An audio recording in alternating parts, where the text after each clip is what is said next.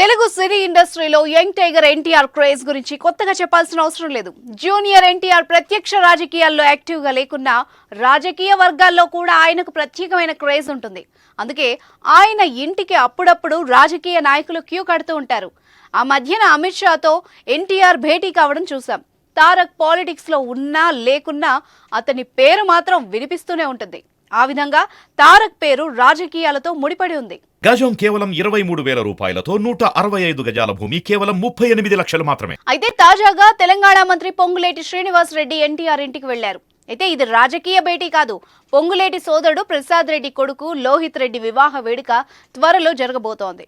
ఈ సందర్భంగా తారక్ ని ఆహ్వానించడానికి పొంగులేటి శ్రీనివాస్ తన సోదరుని వెంటబెట్టుకుని వెళ్లారు. తమ కుమారుడి పెళ్లికి రావాలని ఆహ్వానించారు. ఎన్టీఆర్, లక్ష్మీ ప్రణతి ఇద్దరిని పొంగులేటి ఆహ్వానించడం విశేషం. ఆ దృశ్యాలు ప్రస్తుతం సోషల్ మీడియాలో వైరల్ గా మారాయి. కొన్ని రోజుల క్రితమే స్టార్ ప్రొడ్యూసర్ దిల్ రాజు, ఆశీష్ రెడ్డి వివాహానికి తారక్ ని ఇన్వైట్ చేసిన సంగతి తెలిసిందే. ఇప్పుడు ఎన్టీఆర్ కి మరో పెళ్లికి ఆహ్వానం అందింది. యంగ్ టైగర్ ఎన్టీఆర్ ప్రస్తుతం కొరటాల శివ తెరకెక్కిస్తున్న భారీ పాన్ ఇండియా చిత్రం దేవరతో బిజీగా ఉన్నారు. సమ్మర్ లో పాన్ ఇండియా విధ్వంసం సృష్టించేందుకు ఈ చిత్రం రెడీ అవుతోంది. ఇప్పటికే విడుదలైన టీజర్ సంచలనం సృష్టించింది. ఎన్టీఆర్ కి జోడీగా ఈ చిత్రంలో జాన్వీ కపూర్ నటిస్తున్న సంగతి తెలిసిందే.